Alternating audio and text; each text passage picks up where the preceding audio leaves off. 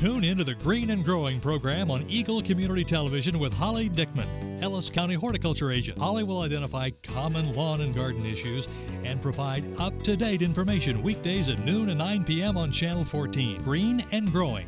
Brought to you by Eagle Community Television and Riedel's Garden Center, a full-service garden center west of Hayes on Highway 40 next to the Bickle-Schmidt Sports Complex.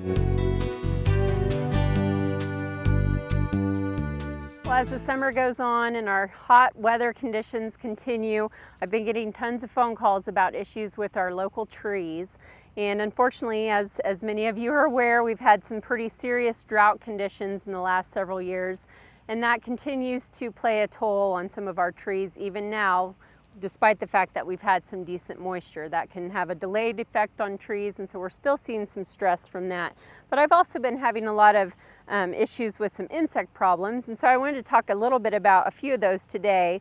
One that I'm starting to get more phone calls out on right now is just because they're getting fairly large, and that's bagworms.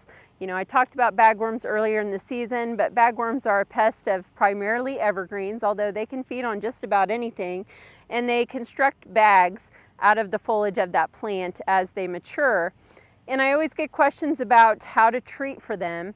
And you know, this is the time of year that it is important to talk about that, because this is the time of year when they have closed their bags and they are no longer feeding. And so if we go out and spray, or if we treat our trees at this time of year, we are really doing no good. We're wasting our time and our chemical. And so you want to make sure and have the timing right for treating bagworms. To treat bagworms, most years we need to be treating around the end of June or the first part of July. And we're just simply past that window, so it would do no good to treat it this time. The only thing you could do right now is to hand pick these, and that's certainly an option if the tree is smaller, and you can go ahead and do that before next spring. So that's the first one that I wanted to mention. Another pest that's really starting to show up, or at least the damage is starting to show up, is the elm leaf beetle. So if you have elms in the landscape, you might see leaves that have kind of skeletonized or have a window pane appearance to some of the leaves. There's feeding in between the veins, and it just causes the leaves to turn kind of a brown or bronzy color. And when we have really hot winds, this becomes very pronounced because it just dries out those leaves and they turn brown. And so people get very concerned. But if you look at the undersides of the leaves, you might notice some elm leaf beetle larvae feeding. And there just happens to be one on this leaf here. And this is probably still of that first generation of elm beetle larvae. And so really not a lot to be concerned about at this time of year. However, there are 2 generations of this insect throughout the year, and so we do need to possibly treat for them if we have young trees especially. If it's an older mature tree, say a Chinese elm or an old American elm, a lot of times it's just aesthetics. It's not going to hurt the overall health of the tree, but that is one that I get a lot of questions about. So that's the elm leaf beetle larvae that are doing that type of damage. Another one that I wanted to mention, just because I'm starting to see some of it, is lacebug. Another one that just feeds on the foliage. It does not cause damage to the health of the tree overall, but it's more aesthetics than anything.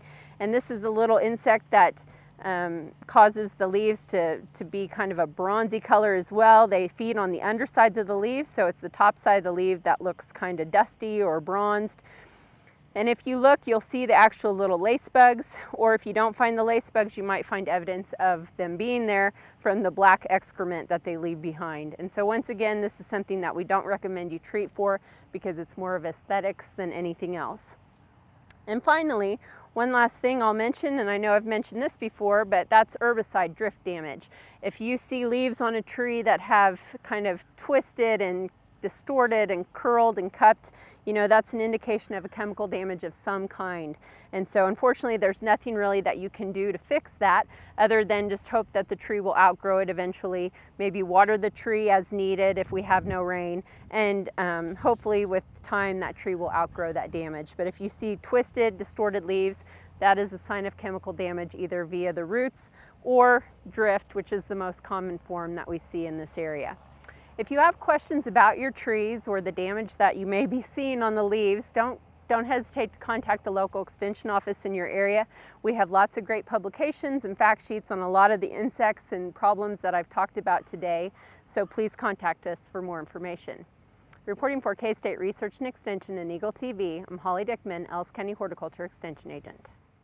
Tune into the Green and Growing program on Eagle Community Television with Holly Dickman, Ellis County Horticulture Agent. Holly will identify common lawn and garden issues and provide up-to-date information weekdays at noon and 9 p.m. on Channel 14. Green and Growing.